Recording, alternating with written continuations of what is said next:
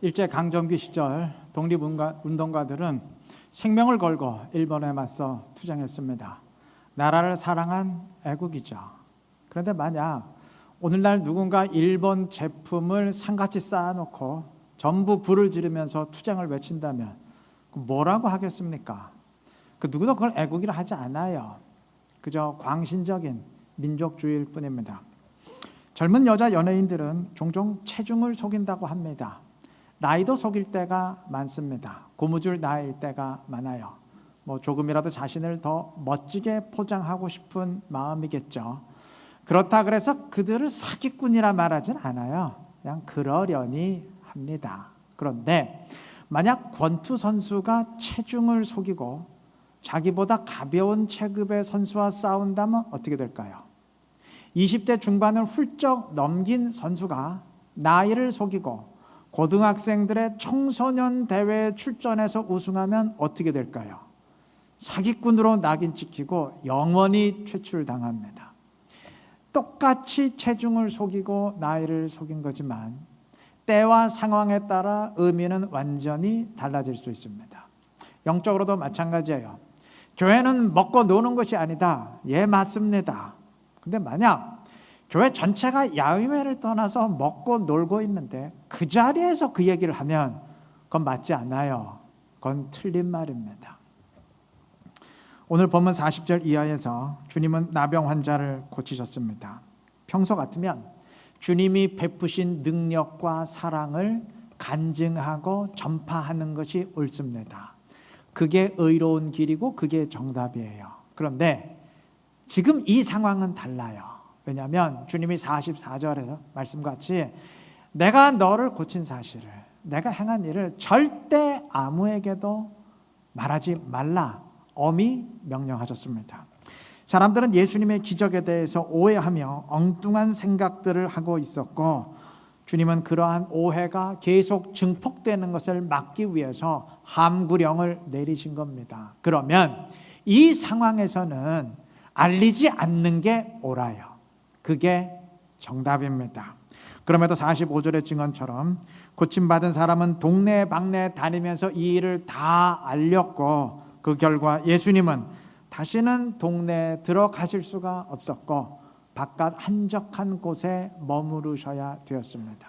예수님의 사역에 지장이 초래된 거죠.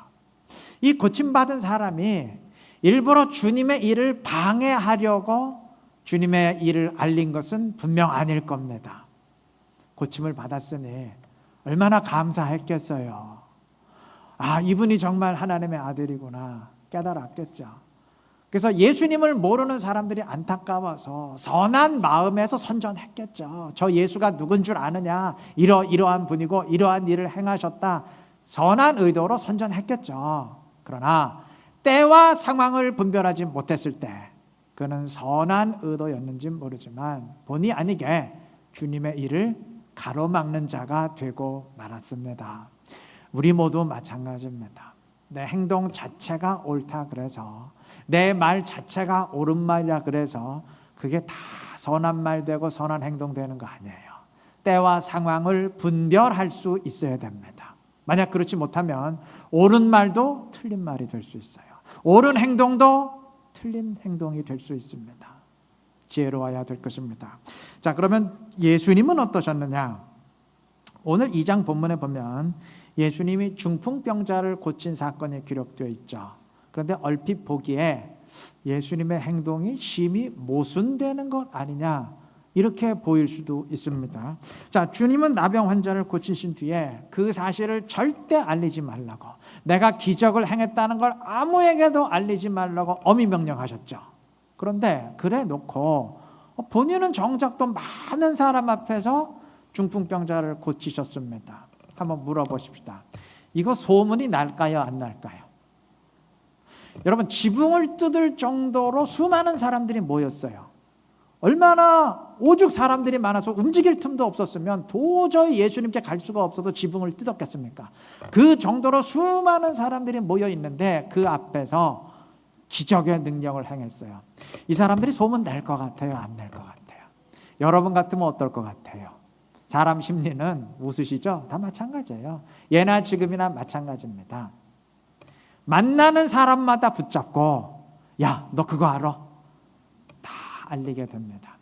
소문이 날 것이 뻔해요. 자, 그러면 아니 나병 환자에게는 절대로 비밀로 하라고 엄히 명하시더니 정작 본인은 세상 사람들 다 알도록 왜 또 이렇게 일을 만드십니까?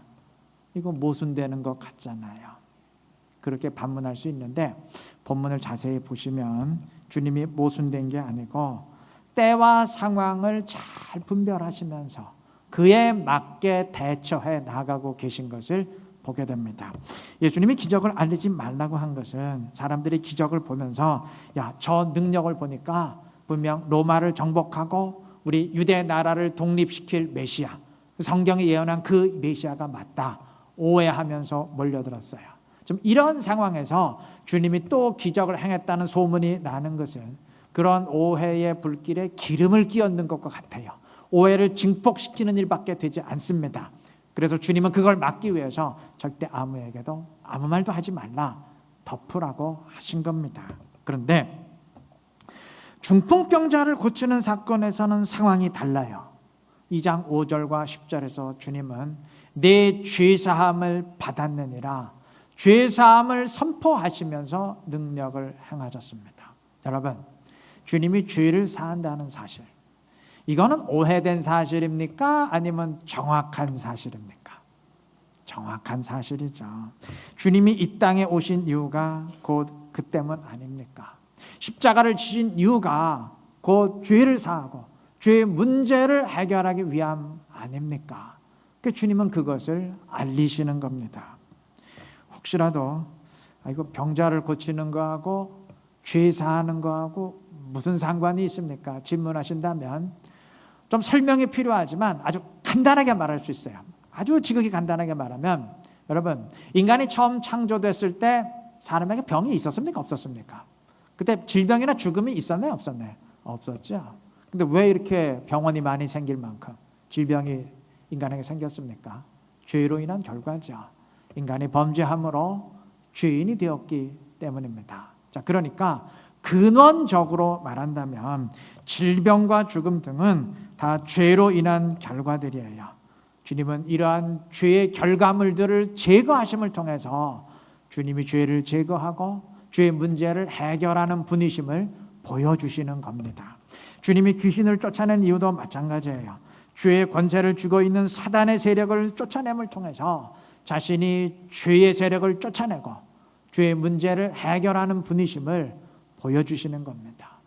죄의 문제가 해결되고 죄가 사해지는 것은 눈에 안 보이니까 그 대신 눈에 보이는 현상을 통해서 그것을 알려주시는 겁니다. 다시 말하면 나는 이 목적을 위해서 죄의 문제를 해결하기 위해서 이 땅에 왔고 앞으로 십자가도 질 것이다. 그 사실을 암시해 주고 계시는 겁니다. 자, 그러면 예수의 능력을 보니까 로마를 정복할 메시아가 틀림없어. 이건 예수님을 오해한 것이고 피해야 할 사실이지만 저 예수님의 능력을 봐. 정말 죄의 문제가 해결되는구나. 이건 오해된 사실이 아니고 정확한 사실이에요. 모두가 알아야 될 사실입니다. 그래서 주님은 의도적으로 숨기지 않으셨던 겁니다. 2장 7절에 보면 예수님의 말을 들은 서기관들의 반응이 기록되어 있습니다. 이들은 아니 죄를 사하실 분은 오직 하나님밖에 없는데 어찌 저 예수가 감히 자기가 죄를 사한다고 하느냐. 아니 자기가 하나님이란 말이냐. 저건 하나님에 대한 모독이다. 흥분하면서 분노했습니다. 그런데 성경을 유심히 보시면 이들이 분노했지만 그걸 말로 표현하진 않았어요. 그냥 마음속의 생각으로만 갖고 있었을 뿐입니다. 그래서 6절 보시면 마음에 생각하기를 그랬어요. 8절에서도 그들이 속으로라고 했어요. 속으로 이렇게 생각하는 줄을 예수께서 아시고 그랬습니다. 그러니까 이들이 말로 표현한 게 아니고 그냥 마음속으로만 생각하는 것이기 때문에 주님이 굳이 답변을 안 해도 됩니다. 그냥 지나치고 무시해버리면 그걸로 끝나요. 누구도 몰라요. 그런데도 주님은 의도적으로 어찌하여 너희가 그렇게 생각하느냐 하시면서 이들의 생각을 밖으로 끄집어냈어요. 그래서 없는 질문도 일부러 만드셨습니다. 그러면서 인자가 땅에서 죄를 사하는 권세가 있는 줄을 너희로 알게 하려 하노라 하시면서 능력을 행하셨습니다. 여러분, 이전에는 치유의 능력을 행했다는 것을 알리지 말라고 하셨습니다. 있는 사실도, 엄연한 사실도 절대 말하지 말고 비밀로 하라고 덮으셨어요. 근데 이번에는 드러나지도 않은 것을 그냥 마음속으로만 생각한 것인데 그걸 일부러 밖으로 끄집어내서 자신이 그 일을 행한다는 것을 알리셨어요. 이전과는 정반대입니다. 왜 그럴까요? 이건 모두가 알아야 될 사실이기 때문입니다. 모두에게 알려야 될 사실이기 때문입니다. 정리하면 주님은 때와 상황을 판단하시면서 그에 맞게 말하셨고 행동하셨습니다. 알려야 될 때는 일부러라도 알리셨고 피해야 될 때는 엄히 피하셨습니다. 이것은 주님의 이야기로만 끝나선 안 됩니다. 우리도 그렇게 해야 됩니다. 때와 상황을 판단하면서 그에 맞게 말하고 행동해야 됩니다. 그리고 이것은 우리가 성경 말씀을 대할 때도 마찬가지입니다. 이 말씀이 어떤 때, 어떤 상황에 주어진 말씀인지 분별하고 그 상황에 맞게 우리가 받아들이고 적용해야 됩니다. 예를 하나 들어봅시다. 주님은 나병 환자를 고치신 뒤에 이 사실을 누구에게도 말하지 말라고 하셨죠. 내가 이 일을 행했다는 것을 절대로 말하지 말라 엄히 명령하셨습니다. 그 상황에서는, 그때에는 그게 옳기 때문입니다. 그런데 오늘 우리의 상황에서도 그렇게 하는 게 옳은가요? 그래서 그 말씀을 인용하면서 자 봐, 주님이 하신 일을 절대로 알리지 말라고 하셨잖아. 그러니까 우리도 알리면 안 돼. 주님이 하신 일을 알리면 안 돼. 그래서 전도를 가로막는다면 그게 옳은 일이겠습니까? 틀린 일이죠. 말씀은 인용했지만 틀린 말이 되죠. 우리 모두 명심해야 됩니다. 때와 상황을 무시하면 맞는 말도 틀린 말이 돼요. 이건 신앙생활의 모든 부분에 적용되어야 할 원리인데 시간 관계상 하나만 예를 들죠. 이거 구원의 문제에 관한 거예요. 굉장히 중요한 거예요. 이거 하나만 예를 들죠. 성경은 우리가 율법의 행위로가 아니라, 행함으로가 아니라 믿음으로, 은혜로 구원받는다고 분명히 선포했습니다. 성경 말씀이 다 중요하지만 아마 이게 가장 핵심적인 말씀이 될 겁니다. 성경의 진리예요. 그런데 아무리 진리라도 때와 상황을 무시하면서 이 말을 하게 되면 틀린 말이 됩니다. 때로는 진리도 틀린 말이 될 수 있어요. 우리가 그렇게 만들 수 있습니다. 여러분, 이 말씀은 유대 기독교인들이 율법의 행위를 구원의 조건으로 오해했을 때 선포된 말씀이에요. 그들이 자신에게 그러한 행동이 있다고 자랑하면서 그러한 행동이 없는 이방인들을 차별하고 너희는 구원 못 받는다, 그렇게 근심시켰을 때 선포되었던 말씀입니다. 그 때와 상황을 기억해야 돼요. 때문에 이 말씀을 오직 굳이 적용한다면 다른 사람들이 따라오기 힘든 우월한 행동을 하면서 다른 사람을 차별하는 그런 교만한 자들에게 적용이 되어야 됩니다. 행동이 많지만 그것을 자랑하면서 다른 사람을 근심시키는 자들에게, 그런 교만한 자들에게 적용이 되어야 돼요. 구원은 행동으로 받는 게 아니고 은혜로 받는 거다. 그러니 네가 아무리 행동이 많아도 그것으로 가산점이 주어진 건 아니다. 그러니 교만하지 말고 겸손하자. 이런 식으로 적용이 되어야 될 말씀이에요. 무슨 말인지 이해가 되십니까? 만약에 반대로 이 말씀이 잘못 적용이 돼가지고 아무런 행동이 없는 사람에게 괜찮아, 어차피 구원은 행함으로 받는 게 아니래, 무조건 은혜래, 그러니까 행동 없어도 전혀 신경 쓸 거 없어, 이런 식으로 적용이 된다면 이건 말씀은 분명 맞는 말이지만, 은혜로 구원 얻는다는 말씀은 분명히 진리지만 그 상황에선 틀린 말이 됩니다. 만약 이 말씀이 위로의 말씀으로 적용된다면 나름대로 신앙생활을 열심히 하고는 있지만 너무 감당하기 힘든 헌신의 장벽에 부딪힌 사람에게 적용이 되어야 됩니다. 그렇잖아요. 당시 이방인들에게 율법과 할례는 극히 넘기 힘든 벽이었어요. 그래서 그들이 괴로워했던 겁니다. 그래서 그런 자들에게 구원은 믿음으로 받는 거야. 은혜로 받는 것이지 어떤 특정 행위에 의한 것은 아니니까 염려하지 마. 용기를 내.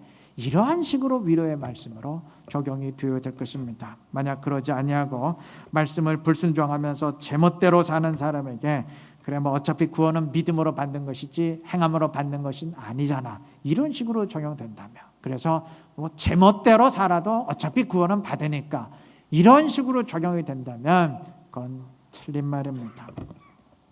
이해를 돕기 위해서 이런 예를 들죠. 예를 듭시다. 어떤 사람이 기도를 참 열심히 해요. 그래서 하루도 안 빠지고 하루에 5시간씩 기도를 합니다. 대단하죠.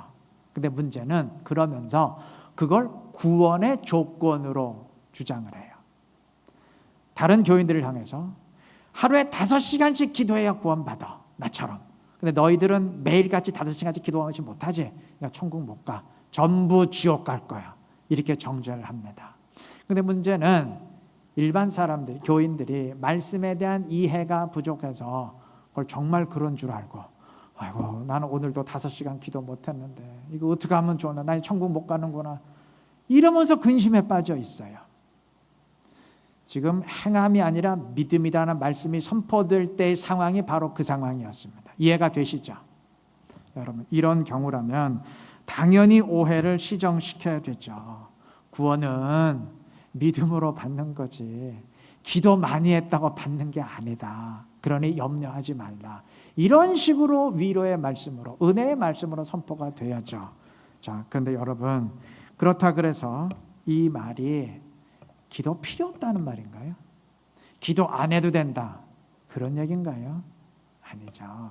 기도를 구원의 조건으로 주장하는 것은 그걸 반대한 거지 기도 자체를 반대하는 게 아니죠. 기도 안 해도 된다, 그 얘기가 아니죠. 그런데 어떤 사람이 이 말을 자신에게 적용하면서 거봐, 구원은 믿음으로 받는 거지 뭐 기도 많이 하는 거하고는 상관없다고 했잖아. 그러면서 기도를 업신여기고 전혀 기도 생활 안 하는 자신을 정당화하고 스스로 위안을 삼는다면 그게 맞는 경우겠습니까? 틀린 말이 되죠. 그런 거예요. 행함과 믿음, 행함과 구원의 관계가 바로 이렇습니다. 율법의 행위를, 행함을 구원의 조건으로 주장하는 것을 성경이 반대한 것이지 이 말이 행함 없어도 된다, 필요, 그 얘기가 아니에요. 그럼에도 어떤 사람이 전혀 순종이 없고 전혀 행함이 없는 자신을 정당화하면서 거봐, 성경이 구원하고 행함은 아무런 상관이 없다고 했잖아, 이렇게 스스로 위안을 얻고 위로를 얻는다면 그건 틀린 말이에요. 분명 성경 말씀이지만 그 상황에선 틀린 말입니다. 그 상황에서는 그 상황에 주어진 말씀을 인용해야 돼요. 행함이 없는 믿음은 죽은 믿음이라 주어졌습니다. 그 말을 적용해야 돼요. 왜냐하면 그 상황에서 주어진 말씀이 그것이기 때문입니다. 그러면 성경이 선포한 은혜는 뭔가요? 질문하실 텐데 그것은 회개하려는 자들에게 주어진 말씀입니다. 탕자와 같은 죄인에게 죄가 더한 곳에 은혜가 넘쳤느니라. 아무리 큰 죄인이라도, 네가 아무리 불순종했어도 돌아가면 하나님이 다 영접하고 용서해 주신다. 그러니 걱정하지 말고 하나님께 빨리 돌아가라. 이게 회개하는 자에게 격려를 주기 위해서 주어진 말씀이 은혜의 말씀이에요. 그 상황을 기억해야 됩니다. 만약 그러한 상황을 다 무시하고 은혜의 말씀을 잘못 적용해서 뭐 어차피 범죄하고 불순종해도 하나님이 다 은혜로 갚으신대, 뭐 이런 식으로 적용을 한다면, 그래서 불순종하는 자신이 그 말씀을 통해 오히려 용기를 얻는다면 그건 틀린 말이 됩니다. 다시 말해서 은혜의 말씀은 회개하려는 자들에게 용기를 주는 말씀이 되어야 하지, 불순종하고 범죄하는 자들에게 용기를 주는 말씀이 되어서는 안 된다는 말입니다. 그 상황에서는 죄의 삭은 사망이라 그 말씀이 적용이 되어야 합니다. 여러분, 시간 관계상 다 설명하지 못하지만 이해가 되시죠? 우리가 때와 상황을 잘 분별을 해야 됩니다. 이를 무시하면 성경 말씀을 틀린 말로 만들 수 있어요. 알게 모르게 우리의 신앙생활에 이런 경우가 얼마나 많은지 몰라요. 우리의 신앙을 오염시키는 원인이 많이 있겠지만 어쩌면 그 가운데 가장 중요한 게 바로 성경을 때와 상황을 무시하고 자기 멋대로 인용하는 데 있는 게 아닌가. 이거는 확신을 가져요. 왜? 말씀을 인용하니까 나름대로 확신을 가져요. 근데 사실은 주님이 원하지 않는 반대 방향으로 나아가게 됩니다. 이런 경우가 얼마나 많은지 모릅니다. 그리고 그 원인은 대부분의 경우, 예외적인 경우도 있지만 대부분의 경우 말씀에 대한 이해가 부족해서라기보다는 말씀을 내가 원하는 대로 해석하고 읽고 싶은 욕망 때문에, 다시 말하면 다분히 의도적인 오해일 때가 많습니다. 여러분, 그리스도인은 말씀 앞에 나를 쳐서 복종시키는 사람들이지 나를 위해 말씀을 쳐서 복종시키는 사람들이 아니에요. 말씀 앞에 나를 변화시키는 사람이지 내가 원하는 대로 말씀을 변화시키는 사람은 아니에요. 얼마나 이런 경우가 많은지 몰라요. 여러분, 한국 사람들이 굉장히 좋아하는 구절이 있어요. 내게 능력 주시는 자 안에서 내가 모든 것을 할 수 있느니라. 그거 많이 봤죠. 뭐 식당에 가도 그런 표 붙어 있는 거 많이 봤죠. 근데 그거를 내가 원하는 대로 다 할 수 있다. 내가 원하는 대로 주님이 다 해주신다. 그런 의미로 적용한다면 그거 틀린 말이에요. 사실은 그 반대, 그 상황에서 주어진 말씀이 아니에요. 그 반대의 의미입니다. 굉장히 많은 이런 경우가 여러분 시정해야 될 것입니다.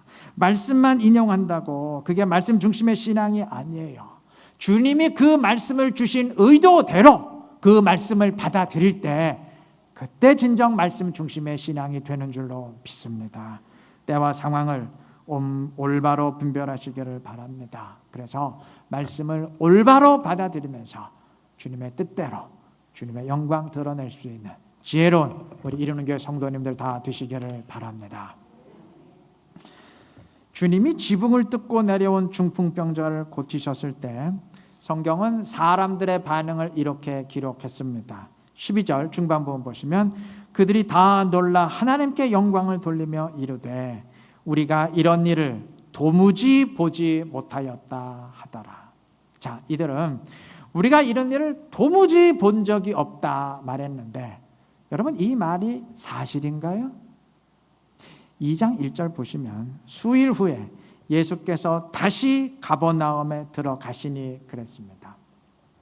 수일 후에 예수님이 다시 그곳에 가셨다는 말은 뒤집어 말하면 수일 전에 예수님이 그곳에 간 적이 있었다는 말이죠. 예, 맞아요. 1장 21절에 의하면 예수님과 제자들이 가버나움에 들어갔습니다.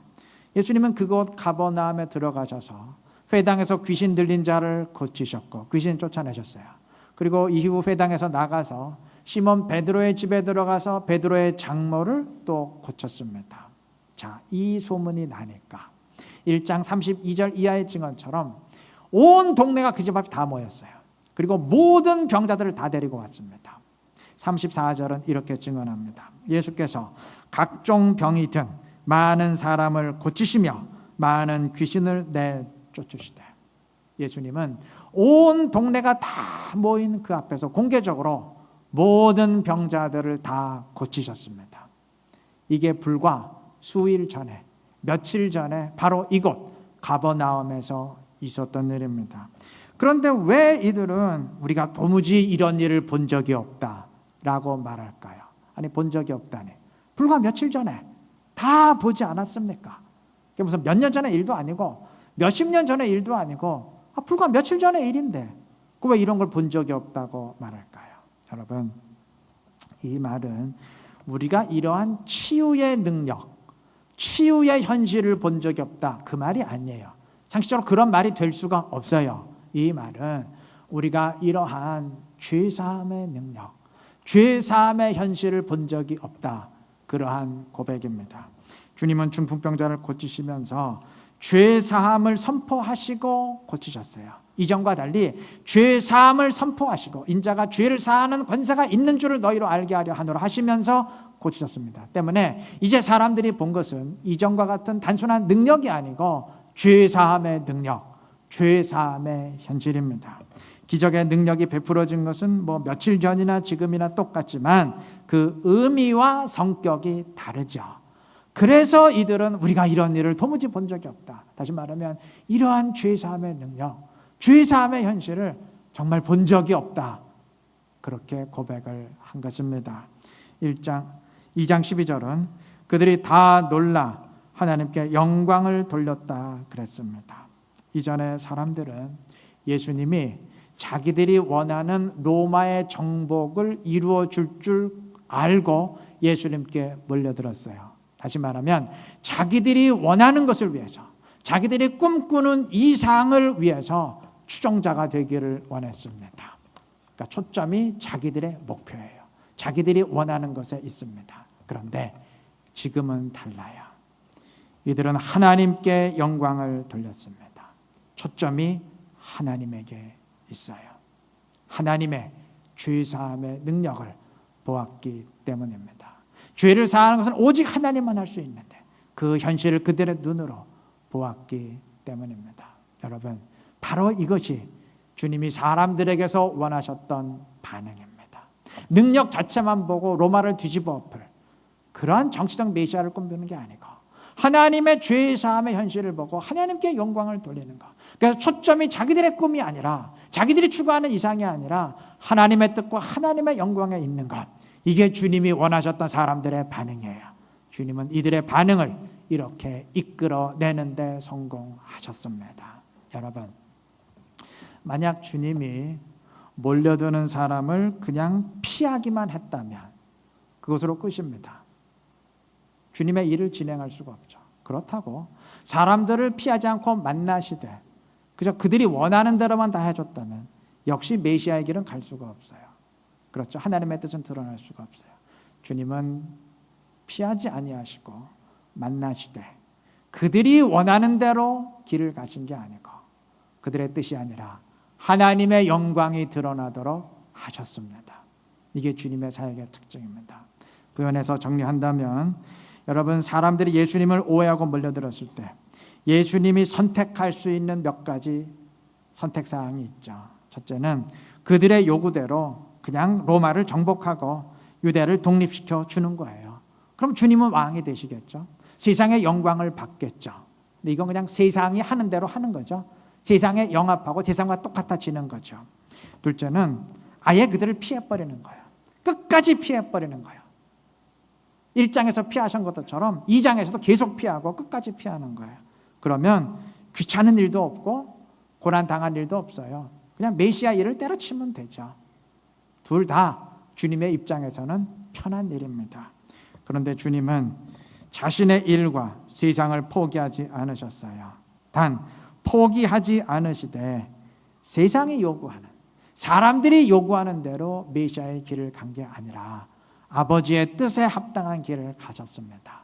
그래서 사람의 뜻이 아닌 하나님의 뜻과 영광이 드러나도록 하셨습니다. 이러한 예수님의 모습을 우리 모두 본받아야 됩니다. 우리도 신앙생활하면서 또는 교회생활하면서 오해와 압력이 있다고, 사람들이 오해한다고, 또 압력, 이렇게 해주세요 압력을 넣는다고 그냥 때려치고 팽개치면 그러면 편해요. 뭐 지저분한 얘기 들을 것 없고 손 딱 놔버리면 편합니다. 아니, 난 오늘부터 이 교회하고 끝이다. 그러면 편해요. 휘말릴 일도 없어요. 또 반대로 세상이 혼탁하다고 같이 혼탁해지고 그래서 그래 좋아, 그냥 세상이 가는 대로 나도 함께 가자, 영합하고 같이 가버리면 그래도 편해요. 뭐 교회와 세상 사이에서 갈등할 필요 없어요. 신앙 때문에 갈등할 필요 없어요. 그냥 세상에 가는 대로 가면 되죠. 그러나 나는 편할지 모르나 하나님의 뜻과 하나님의 영광은 드러나지 않습니다. 나는 편할지 모르나 하나님은 불편하세요. 하나님은 근심하십니다. 그리스도인이 할 일은 세상과 영합해서 그냥 세상의 흐름대로 세상처럼 가는 것도 아니고 반대로 세상에 오염되었다고 그냥 다 때려치는 것, 세상을 포기하는 것도 아닙니다. 교회 안에 그 어떤 잘못된 현실이 있다 그래서 오늘부터 교회하고 나는 끝이다, 교회를 포기하는 것도 아니고 또 그렇다고 잘못된 현실에 영합해서 함께 그 길을 가는 것도 아니고 교회를 끌어안되 그러나 그 안에서 흑암 속에 그리스도의 빛이 되는 일입니다. 그래서 결국 교회가 사람의 뜻이 아니라 하나님의 영광을 드러낼 수 있도록 자신이 미랄이 되고 안내자가 되고 등이 되고 빛이 되는 일입니다.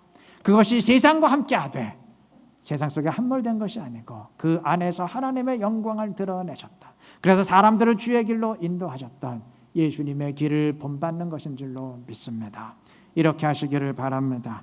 그래서 어떤 상황에서건 주의 뜻과 주님의 영광을 드러내면서 그리스도의 빛을 발할 수 있는 우리 지혜롭고 신실한 이루는 게 모든 성도님들 되시기를 그리스도의 이름으로 축원합니다.